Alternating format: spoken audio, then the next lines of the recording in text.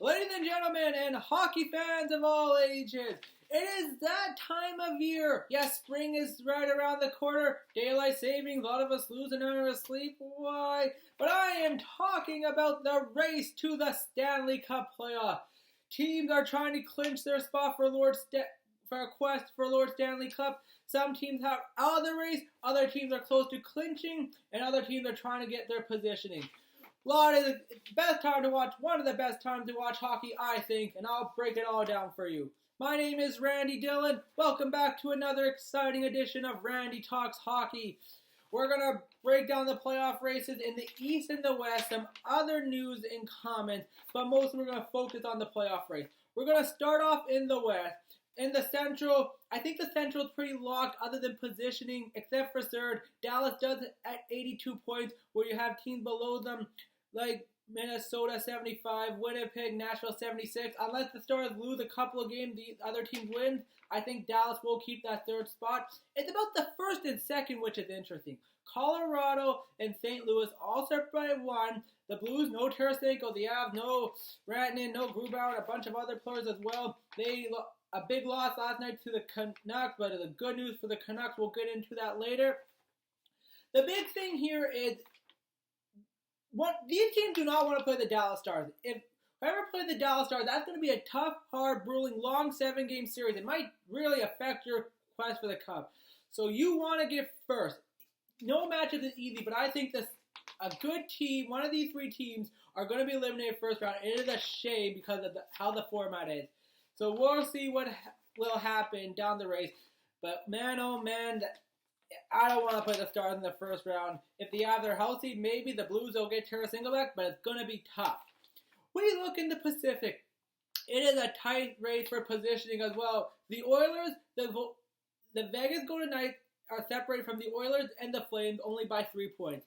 The odds are Vegas is going to get the first spot. They're a good team. They got defensive help with Alex Martinez. They're good up and down the lineup. Even though they lost Mark Stone, he'll be back before playoff. They have the depth.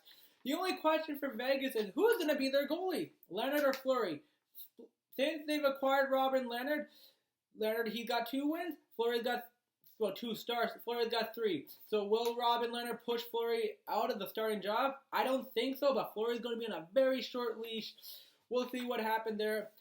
But wouldn't it be great, hockey fans, if we get a Battle of Alberta between the Flames and the Oilers? It's going to be a great first round, but these teams still have a lot of way to go. The Flames have picked it up late. It's been on the back of Cam Talbot, won 3 straight in a row. He's allowed 4 goals in 6 games, 2 goals in his last 2 games. So the Flames are getting good goaltending. Is he going to be the guy taking over? We'll see. I think Jeff Ward, the head coach of the Flames, he just ran the top hot hand. For the Oilers, it's going to be on the big guys. We know McDavid, Draisaitl, who most likely is going to win the Hart, going to win the scoring rate, Nugent Hopkins. They got help from Yamamoto. They got James Neal back, so is he going to start putting up goals? The goaltending questionable. Mikko Koskinen is going to get the start after Mike Smith got pulled against the game with the Hawks. We'll talk about the Hawks later because, man, oh man, I just, for them. But it's a tight race here, ladies and gentlemen. What's going to happen? Anything still. And then we go to the wild card, where the Vancouver Canucks, Winnipeg Jets, Nashville Predators all tied at 76 points. The thing that separates these teams are games in hand. Now for the Canucks, they were in a great position until Jacob Markstrom got hurt. Lost 4 in a row. They really fought out. They're back in the playoffs after a big win against an injury-riddled Colorado team. A win's a win no matter what. I don't know if the Canucks are going to get Jacob Markstrom before the start of the playoffs, so it's up to Thatcher Demko, but I think the team needs to play better defensively. This team has a problem playing defensive. I watch them here and there, so they got to get better defensively, or they're going to have to outscore their problem. They got a game against Columbus tonight, tomorrow night, so we'll see what happened there. For the Preds, man, oh man, it's been a disappointing year all year. This is now or never for them. They gotta show everyone that, hey, we are still a legitimate Stanley Cup contenders. I think they fell off that rap way early in the season. They gotta really push. For the Winnipeg Jets, they are defying the odds with their defense. We've covered it all year. But for the Jets, they don't have They've played the most games, so they're going to have to hope other teams can help and pick them up. They're going to scoreboard watching, but they got to make sure what they're doing in their end is perfect. Now, the Minnesota Wild, a big disappointing loss to the LA Kings earlier today. When you're playing a team like the Kings who are really out of the race, you got to take advantage. The Wild have not, so it could be costly. And same with the Chicago Blackhawks. They could have been at 72 points if they beat the Detroit Red Wings last night. The Red Wings, one of the worst teams in the league, no doubt about it. And you lose that game, for shame, Chicago. And also, they got a big win against the Oilers the other night. So, a head scratcher there, ladies and gentlemen. You cannot lose games at this time of the season to teams below you. You got to find ways to win. You could say in the mind, it's an easy win. There's no easy wins in the National Hockey League.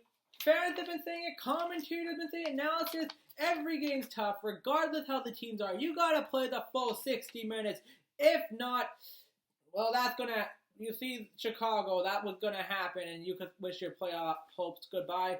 Arizona 74, but I don't think the Coyotes are going to make it. They don't have enough scoring power. When you have guys like Phil Kessel and Taylor Hall, you hope they can help the scoring. Well, they haven't. Hall 24 points, Kessel 34. So they need more from those guys. Their goaltending from Antti Ranta and Darcy Kemper are going to have to be great. If not, you're not going to make it. Arizona. Now, on to the East. In the Atlantic, it's pretty much set for 1 and 2 unless the Lightning go on an incredible run here like they did recently and the Bruins lose quite a few games. If not, Boston number 1, Tampa number 2. For number 3, though, Toronto, I don't know what to say. I don't want to say profanity because kids are watching this here, ladies and gentlemen, but you had a chance to really close the gap. Not close the gap. Really put a lot of space between you and the Panthers. You lost in San Jose because Martin Jones outplayed Jack Campbell. You couldn't score 1 goal in LA, and you only scored 1 in Anaheim. These are 3 of the worst teams in the league. You gotta find ways to beat them. Yeah, they're playing for their jobs and all that, but come on. When you have the talent like of Matthew, the Marner, the Nylanders, you gotta find ways to win. If it's an ego problem in the locker room, the players are not working hard. Toronto, you got other problems, and we're not going to dissect them because we don't have enough time for that today, but we will maybe another day and another time with someone else. Now, the Panthers, they have hope. They have to win tonight against the Montreal Canadiens. They've been awful down the stretch. Players are saying they're embarrassed. Barkov calling out the team. But man, oh man, the defense they have is just awful. They're either going to have to get great goaltending from Bobrovsky, which is an up and down, or Chris Drager, who's starting tonight, or they're going to have to score their problems. And speaking of the Panthers, they retired Roberto Luongo's number 1 in the rafters. Bobby Lou was one of my favorite players growing up. I always loved seeing him making the big save. His character, he's an idol of mine I look up to still to this day, and how he dealt that whole goaltending controversy in Vancouver quite a few years back. So congratulations, Roberto. Now we talk about the Metro. The Flyers are the talk in the Metro, ladies and gentlemen. 9-1-0 in their last 10. They're only 2 points behind the Capitals, and they have a game in hand. They're playing at Buffalo right now. They can take care of business. They'll tie the Capitals again. The Philadelphia Flyers might be one of the hottest teams going into the playoffs if they make it. The big question is going to be Carter Hart, but he's been terrific. They've been getting good play up and down their lineup. So the Flyers, watch out for them. Capitals are playing a little bit better. I think they're still going to take number 1 in the Metro because they're an experienced veteran team. But they got to play more consistently. They're playing 500 hockey. The goaltending's been a little bit shaky, so that needs to really settle down. Hopefully, I have faith in you. Please fix up your game. If not, I don't know what to say because Samsonov, he's not been the greatest as of late. But hey, maybe he'll turn around. Who knows? For the Penguins, 2 wins in 9 games. You can't do that this time of the year. You look at what happened with the Canucks out west. When you lose that many games in a row and start piling up, you fall down. Yeah, they got some space between them, the Islanders, and the Hurricanes for the wild card, but if they start losing more, there's going to be a problem. Now we go into the wild card race in the East. The Islanders, I'm sorry to say, they got screwed today. A high stick, they're calling a goal. I don't know what to say. it's just baffling how many bad calls can happen. But the Islanders have not played great as of late. They're 2-5-3, I think their last 10 according to NHL.com. They got to really pick up their game. They're losing very tight, close games, and that's going to possibly cost them. I know it's frustrating for Islanders fans at this time. They were playing so good early in the year, and now it's just slipping downhill. So what's happening? Had the clock strike midnight for this team? Do they not have enough star power? I don't know. It's really hard to say. But the Hurricanes, we know their problems. No Reimer, no Mrazek. They're barely getting by on decent goaltending. They're going to have to score their way, though. They have some injuries.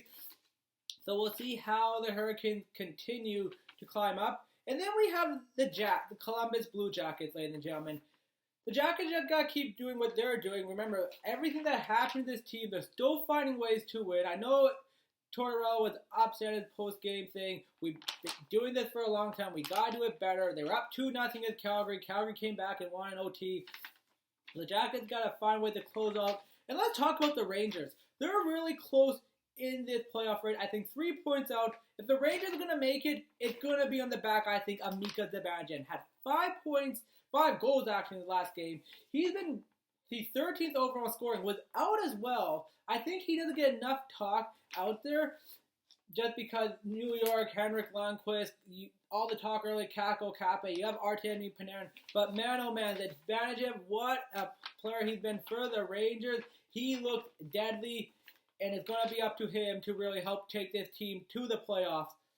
In other news around the league, I know we've gone over time, but just want to talk about Ottawa and Eugene Melnyk again. They fired one of their executives. Last name Little, unfortunately, I can't remember his first name, but he got fired because he had a conversation with Melnyk and there was some profanity. He apologized and Melnyk just fired him. Eugene Melnyk, you do a great job of giving us headlines, talking about media, but you make yourself sound like such an idiot, and you make the Ottawa Senators sound like a joke. You're cheap. It's just like, oh my goodness. I don't have words that can explain it right now over the time, but oh my goodness, Eugene, you're just really going to keep crashing the team down the floor. That's all we got this week in the race to the playoffs.